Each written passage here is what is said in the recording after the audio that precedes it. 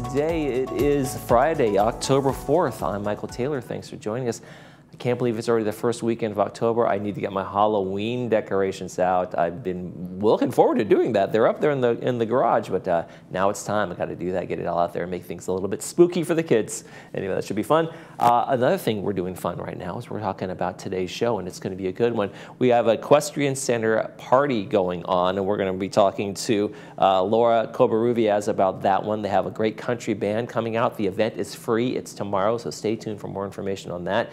And then Sports Corner, all the great sports from all this past week. We're going to be talking about that with Cole Young. Hey, we got a good and stay informed for you right now, though, and we want to make sure that the garden clippings, everybody's doing their pruning back. This is the time of year to cut back and let things grow for the next year. You know, get kind of doing the gardens over again for the winter and the mulch and things like that. So make sure that you are calling for pickups if you're going to do some pickup requests. Just a reminder that not all clippings are permitted to be disposed of through the regular trash. So make sure you do special clipping pickups. Call the number on the screen or email if you want more information about how to do a special gardening pickup for you in the community here. Let's take a look outside at our weather. And I know it's supposed to be autumn and fall and it's October. We're kind of warm for this time of year. A little bit of abnormal, but we're going to deal with that. It's good by the next week, about midweek, so we're going to be at some cooler temperatures in the 70s. But warm weekend for us, so let's look forward to that. Maybe use the pool one last time before you pack it up for the rest of the winter. It's mid-80s through the weekend, and then we got all the way in through Monday, those temperatures, and then we start another cooling trend on Tuesday. Let's take a look at our sunrise and our sunset while we're at it. And we got cacti out there. Thank you very much, Alan Clark, for sending us this giant cactus bush. Do you call cactus bushes like that a bush? I don't know. But the sunrise this morning, I know, was 6:47. Sunset tonight is going to be 6:30 p.m.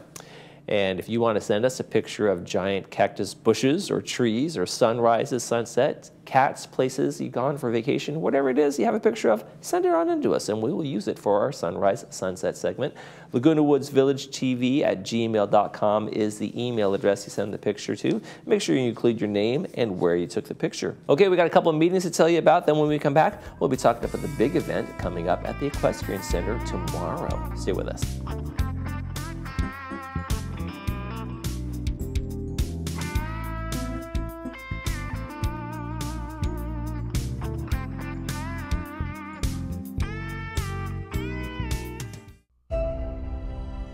When it comes to life's most important medical challenges, where do you go? Welcome to the Hoag Institutes. Our top-ranked physicians are experts in diagnosing and treating the most complex medical conditions. Unparalleled expertise, world-class care, all within the Hoag Institutes, right here in OC. Did you know plans change each year? So can your health and prescription needs. Our licensed insurance agents can easily compare your options and you'll see the real difference.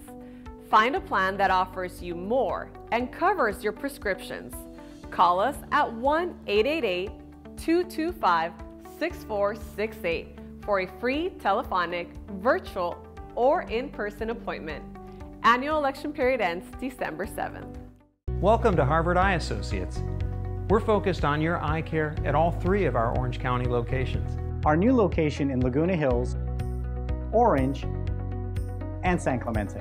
Each facility features the latest in advanced technology and diagnostic equipment. And a trusted collection of doctors that care about your vision and your quality of life. We deliver what matters to you and your family. Harvard Eye Associates, the future of vision today.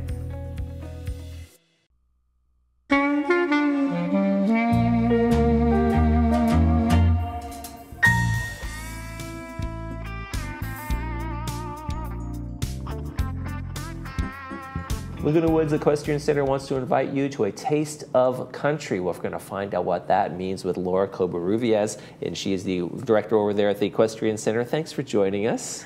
Hi there. I'm so happy to be here today. You don't look like you're ready for riding. You look like you're ready for a good country music night and some dancing. I sure am. I'm really excited about this event. We have a great band, and I'm going to be out there dancing with everyone and enjoying the evening. Now, is this something you guys do annually, like it's kind of a little celebration? Yes, it is a revamp of our Hoedown with a focus on people coming out and having a great time, listening to a wonderful band, JB South. They have a big following for a good reason, and dancing the night away, having drinks, and having great food. Okay, yeah. And so what made you guys decide, hey, we want to just kind of do this community event? When did it start, and what's the tradition behind it? So it's been going on for decades. It started as an early in the day event with rides and so forth for the kiddos, and has blossomed into an event for our residents to come out and really enjoy as adults and mingle, see the horses. We have tours going on the whole time, so you can go meet a horse and find out about the equestrian center. You can play cornhole in the evening with lights, and enjoy some really good food and music. That's right, like you said, it's right there at the equestrian center. The horses get to hear the music. Do they do a little two-stepping every once in a while when they? Yeah, we have a horse named Jerry that actually bobs his head to the music, which is amazing. Gets into it a little bit. It's great. We didn't train him to do it. He just loves the music. They just know. Yeah. They're used to the sounds of the city, the cars going by and that kind of thing. So I imagine music actually is kind of maybe a little bit refreshing for them. Oh yeah, there's a lot. Actually, yes, they love sound, and a lot of our horses are dressage horses, so they compete to music, so they really enjoy it, and it's just a great event to bring people in and let them see our amazing equestrian center and also have a really great time.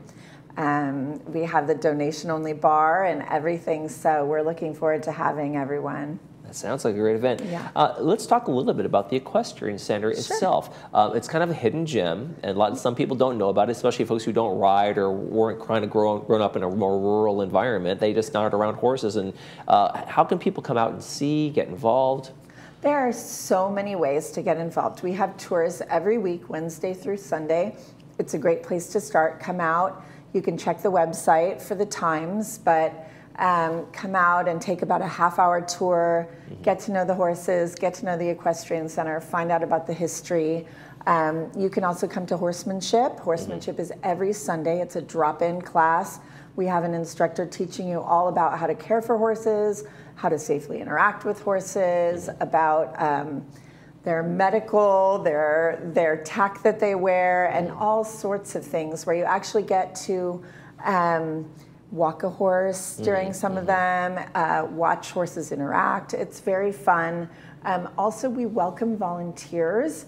So anyone in the community can come down to the office and talk with us about how they might volunteer at the center and have time to spend their days there and also help us out. Now, we've heard of, folks maybe have heard of equine therapy. Can people really develop a bond and a connection with a horse, and can people really help them with whatever trauma they might be dealing with? Yes, it's actually very powerful. There's a lot of evidence behind that. We've actually had experiences here where people with dementia or other issues related to aging or traumas have come down. We had one wonderful woman who came with her son, who was a caregiver every day during the end stage of her life, and she was nonverbal, and actually through interacting with the horses, she became verbal again and would remember their names when she would come to visit and talk to us about horses. So it's incredibly therapeutic. I didn't mention also, for those who are able physically, you can take lessons with us.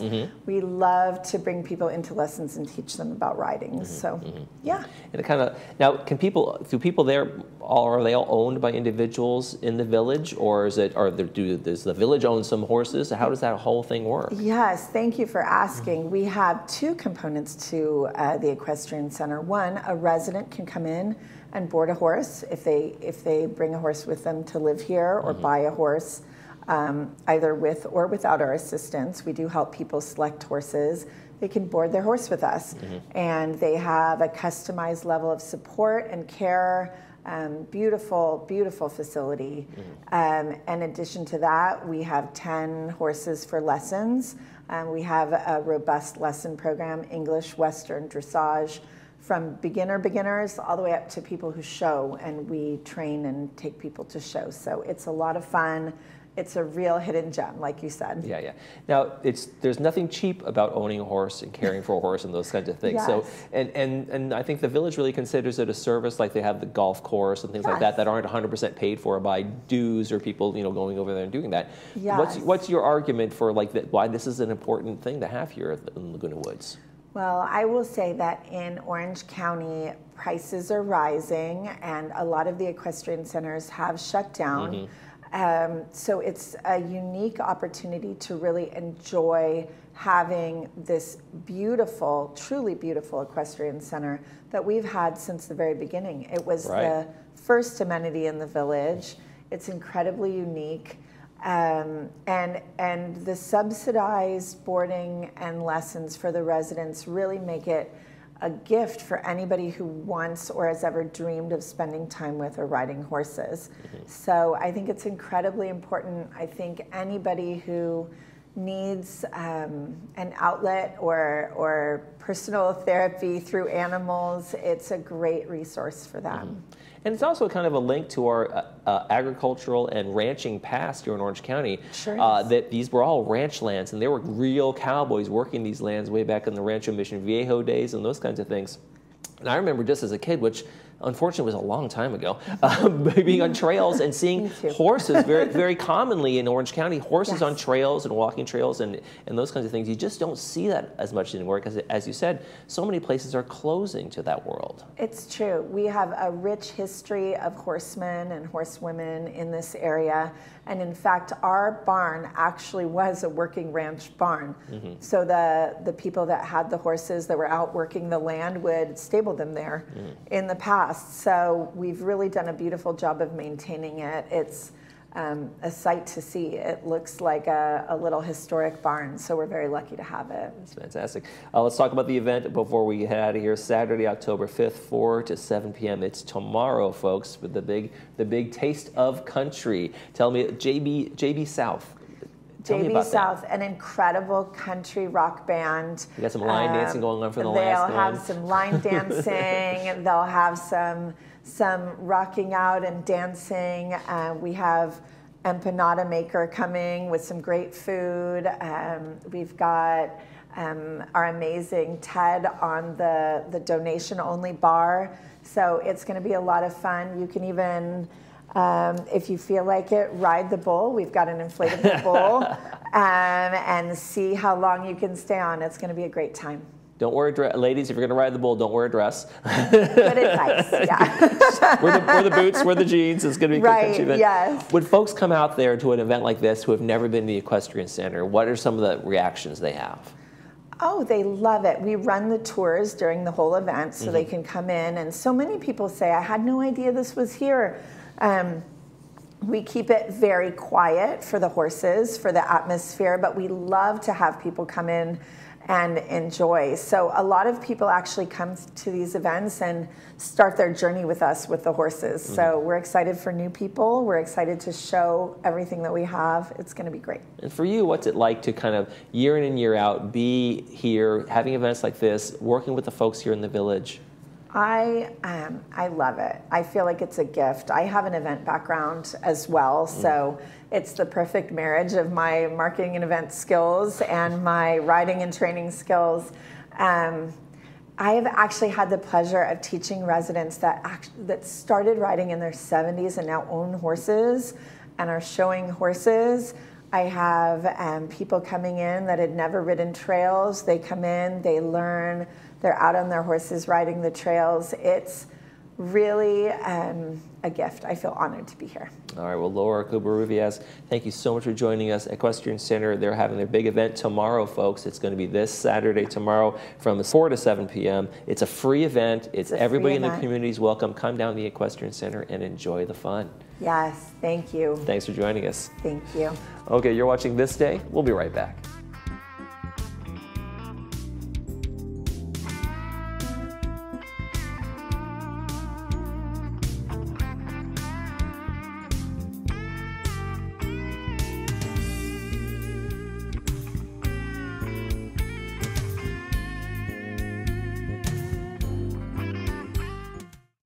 Annette, how long has it been since we built your patio room? A couple, 3 months, I guess. Yeah. And so how's it working out for you? It's just working out great, and you did it in such a timely manner, and we just love it out here. Yeah, and when you gave us this job, I told you, we'll do a nice job for you.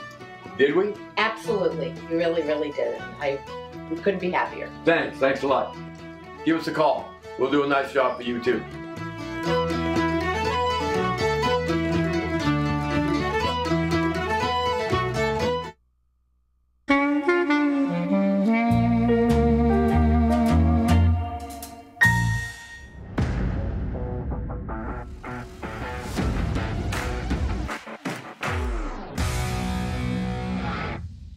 Happy October and welcome back to this Friday's episode of Sports Corner.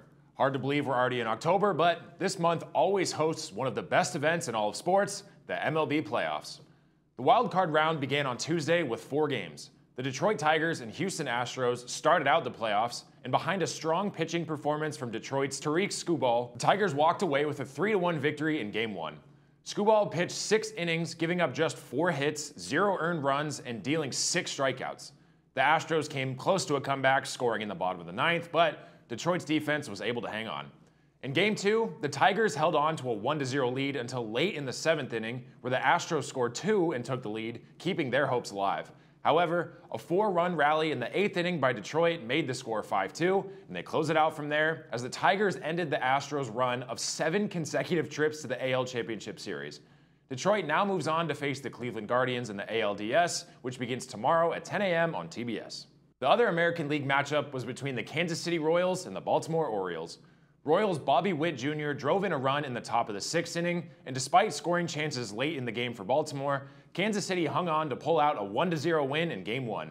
In Game 2, in the 6th inning, Royals' Bobby Witt Jr. hit a 109-mile grounder up the middle, again bringing in the runner from third base, ending the 1-1 tie and clinching the series for Kansas City. The Royals now move on to the next round to take on the top-seeded New York Yankees. That series begins tomorrow at 3:30 p.m., also on TBS. Moving over to the National League, there was a lot more scoring. The New York Mets and Milwaukee Brewers were swapping leads back and forth until the Mets' 5-run 5th inning, which secured them the 8-4 win over the Brewers. Mark Vientos from New York was named the player of the game after he finished his day 2 for 4, including 2 RBIs and 2 runs scored. In Game 2, the Brewers were 9 outs away from another unfortunate first-round playoff exit. Down 3-2 in the 8th inning, 20-year-old rookie Jackson Chourio stepped to the plate for Milwaukee. For the second time in the game, Chourio hit a deep, lofty home run to right center, tying the game and giving Milwaukee new life. Another 2-run home run by Garrett Mitchell later in the inning gave the Brewers a 5-3 lead, and they never looked back, tying the series and forcing a Game 3. That series deciding Game 3 was last night, and the Mets bounced back with a win, now moving on to Philadelphia to square off with the Phillies. That series begins tomorrow at 1 p.m. on Fox. And lastly, the San Diego Padres hosted the Atlanta Braves for Game 1 of their series.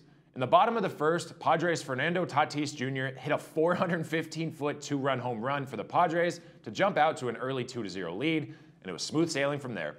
San Diego scored another run in the 2nd and again in the 8th, while allowing 0 runs and pulling off a 4-0 victory.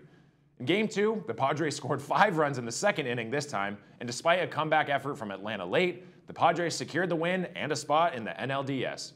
San Diego now will head to LA to square off with the top-seeded LA Dodgers in the NLDS, and Game 1 is tomorrow night at 5:30 p.m. on Fox Sports 1. This will absolutely be a series you won't want to miss because these two teams are becoming rivals. No matter how long each of these series lasts, the final 4 teams will begin the League Championship Series on Sunday the 13th to see who will be representing their league in the World Series. Playoff baseball is incredible every season, so don't miss out on any games for the next month. I know what you're thinking. It's shocking I didn't start the episode with NFL talk. Figured I'd mix things up for once. But now it's football time. Previous weeks, I've described the NFL as shocking as there were some major upsets. This week was less shocking, but was still incredibly entertaining. To start, I can't not talk about the Minnesota Vikings. There really is no argument or skepticism anymore. They're a top team in the NFL.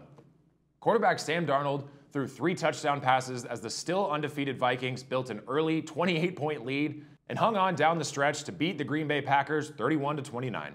Picked by many, myself included, to finish last in the NFC North, the now 4-0 Vikings are off to their best start since 2016 when they won their first 5 games. They've trailed for less than 3.5 minutes all season so far. Darnold was brought to Minnesota this season to back up and mentor rookie quarterback J.J. McCarthy, who tore his ACL early in the preseason, and now Darnold is a top quarterback in the NFL through 4 weeks. I guess there was one shock this week, and it was the #1 team in the league, the Buffalo Bills, getting handed their first loss by the Baltimore Ravens. On the Ravens' first offensive play from scrimmage, running back Derrick Henry took his first handoff 87 yards for a touchdown, and the Ravens kept running from there. Henry's touchdown was the longest run in the team's 29 years in Baltimore, as he finished the day with a 199-yard game. Lamar Jackson threw for 2 touchdowns and rushed for another, and the Ravens dominated Buffalo 35-10. These are 2 of the top teams in the league, and I wouldn't doubt we'll see them facing off again in the playoffs in just a few short months. To close out the week, on Monday night, we saw a historic quarterback performance. The Seattle Seahawks were sitting at an undefeated 3-0 before traveling to Detroit on Monday night, where the Lions handed them their first loss of the season as Detroit picked up a 42-29 win. Lions quarterback Jared Goff threw a perfect game, setting an NFL record by completing all 18 of his passes. On top of that, Goff also had a touchdown reception for the first time in his career, catching a pass from Amon-Ra St. Brown, and he also threw one of his 2 touchdown passes to the All-Pro receiver St. Brown. Goff and St. Brown are the 8th duo in league history to throw and catch a touchdown from each other. Here's a weird sentence. A quarterback had more touchdown receptions than incompletions thrown. Pretty wild. Anyway, the real reason to celebrate is I have officially had my first 4-0 week for my picks. Like I said, the Lions beat the Seahawks, the Broncos held on to pick up a fairly ugly 10-9 win over the Jets, and the Chiefs and Texans picked up division rival wins. I'm now 8-4 on the season, so let's see if I can keep the streak going.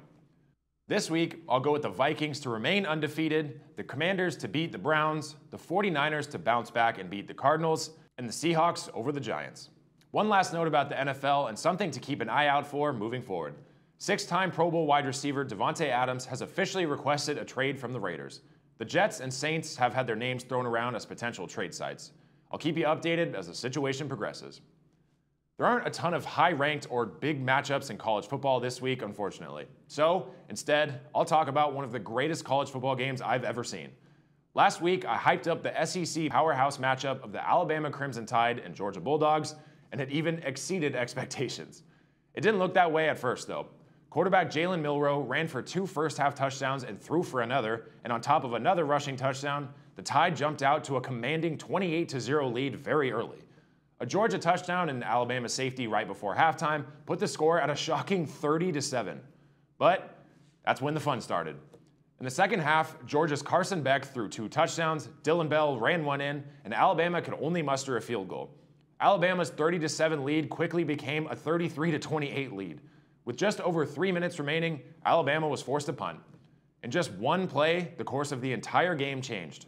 Carson Beck launched a deep ball to wide-open Dylan Bell on the first play of the drive, who broke a tackle on the 5-yard line and scored a 67-yard touchdown, and Georgia now had a lead for the first time all game as they were on top 34-33 with just 2 minutes and 31 seconds left. As quickly as things changed, they changed right back even faster. On their first play of the drive, Alabama's Jalen Milroe rocketed a deep pass to receiver Ryan Williams on the right sideline.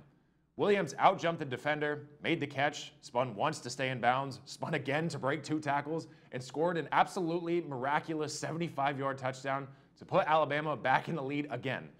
The Bulldogs got the ball back with 2 minutes remaining though, but on the last play of the game, Carson Beck unleashed a pass to the end zone, which was intercepted by Alabama, sealing their dramatic win. Like I said, this truly was one of the craziest college football games I've ever seen.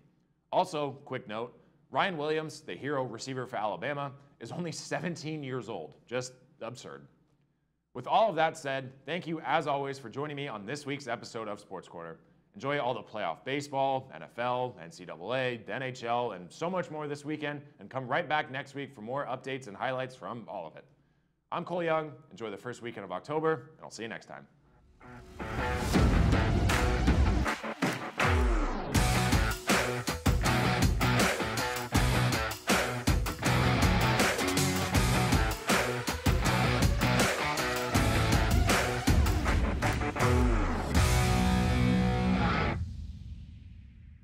Are you or someone you know facing financial challenges from unexpected emergency expenses? The foundation of Laguna Woods Village can provide the temporary help you need. Meals on Wheels, adult day services, dental services, medical alert services, and ambulance contracts. Contact the Village Social Services at 949-597-4267 to see if you qualify. Neighbors helping neighbors. The mission of the foundation of Laguna Woods Village. At Adapt to It, we strive to make the everyday tasks easier by providing our customers with the tools they need to be successful. We carefully explain the use and care of all of our equipment. Adapt to It has been in Laguna Woods for over 20 years, and we know that nothing in life stays constant. So we can help you adapt to all the changes in your life. Adapt to It sells and rents items and always delivers with a smile. Come in today to experience what we mean when we say, when you can't change it, adapt to it.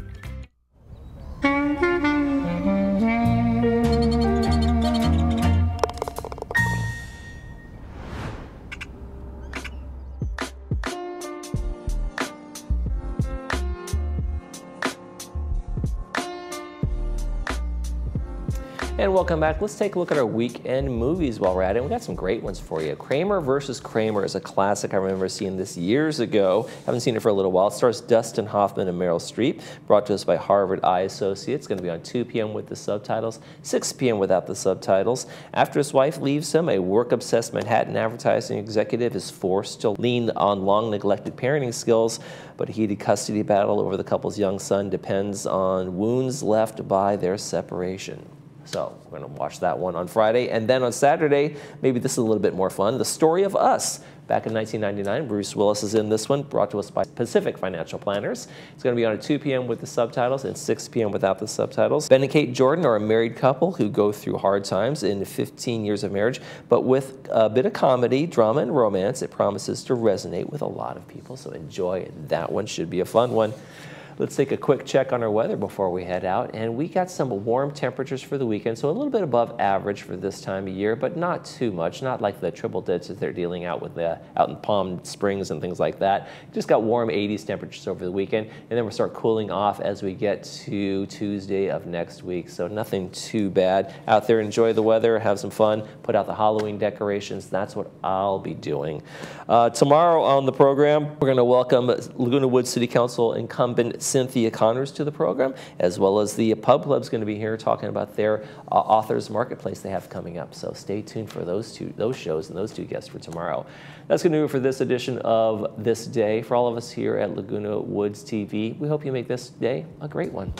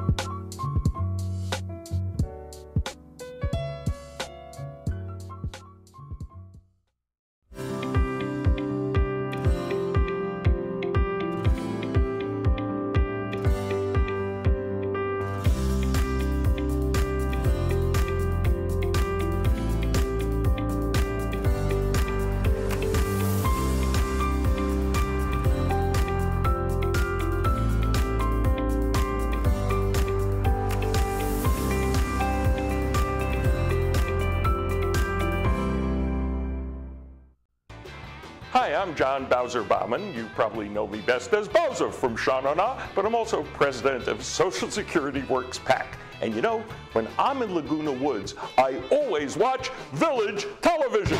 Grease for Peace.